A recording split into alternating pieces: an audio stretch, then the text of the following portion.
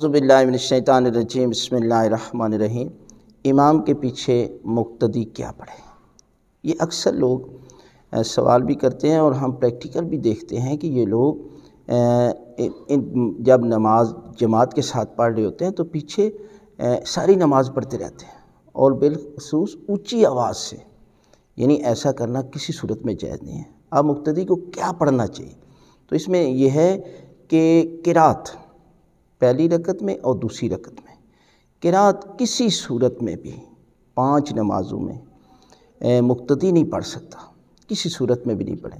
اگر جان بوجھ کر مسئلے کو جانتے ہوئے پڑھتا ہے تو اس کی نماز باطل ہے۔ لہٰذا یہ جو ہے وہ آپ تو ہر صورت نہیں پڑھیں، باقی ذکر رکوع والا، سجود والا، تشہد یا باقی سارا ذکر وہ آہستہ اپنے دل میں پڑھ سکتے ہیں، وہ بھی اونچی آواز کے ساتھ، یعنی ساتھ والے شخص کو آواز نہیں جانی چاہیے، لہذا وہ باقی ذکر اذکار کر سکتے ہیں۔ لیکن ایک ایسا شخص ہے کہ جو مثلاً قرات پڑھی جاتی ہے ظہر اور عصر کی، اب امام تو آہستہ پڑھے گا، اب پیچھے والا کیا کرے کہ اس کا ذہن جو ہے وہ ایک جگہ پر ٹکتا ہی نہیں ہے، ادھر ادھر اس کے خیال جاتے ہیں، تو پھر وہ دل ہی دل میں ہے، آہستہ آہستہ سبحان اللہ الحمدللہ اس طرح کا ذکر جو ہے وہ کر سکتا ہے، کوئی مسئلہ نہیں ہے۔ لیکن قرات کس کو کہتے ہیں؟